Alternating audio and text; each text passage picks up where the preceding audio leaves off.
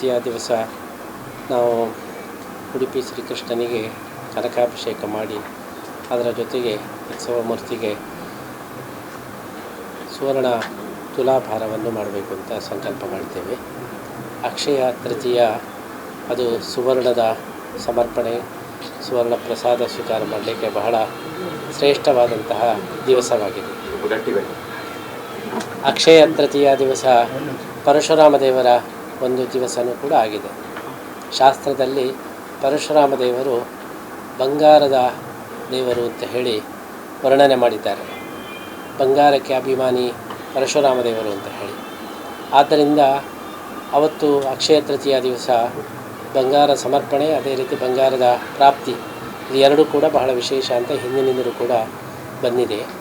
ಅಂತಹ ಒಂದು ಶ್ರೇಷ್ಠವಾದ ದಿವಸದಲ್ಲಿ ಶ್ರೀಕೃಷ್ಣನಿಗೆ ಸುವರ್ಣ ತುಲಾಭಾರವನ್ನು ಮಾಡಿ ಆ ಒಂದು ತುಲಾಭಾರದಲ್ಲಿ ಬಂದಂತಹ ಚಿನ್ನವನ್ನು ಪಾರ್ಥಸಾರಥಿ ಸುವರ್ಣ ರಥಕ್ಕೆ ವಿನಿಯೋಗ ಮಾಡೋದು ಅಂತ ಸಂಕಲ್ಪ ಮಾಡಿದ್ದೇವೆ. ಭಕ್ತರು ಎಂತೂ ಅವರು ಚಿನ್ನವನ್ನು ಖರೀದಿ ಮಾಡ್ತಾರೆ.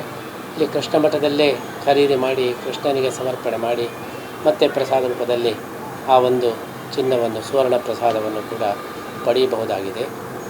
ಅದರ ಜೊತೆಗೆ ಈ ಸುವರ್ಣ ಸಮರ್ಪಣೆಯ ಮುಖಾಂತರ ಅಕ್ಷಯವಾದಂಥ ಫಲವನ್ನು ಪುಣ್ಯವನ್ನು ಕೂಡ ನಾವು ಪಡೆಯಲಿಕ್ಕೆ ಸಾಧ್ಯ.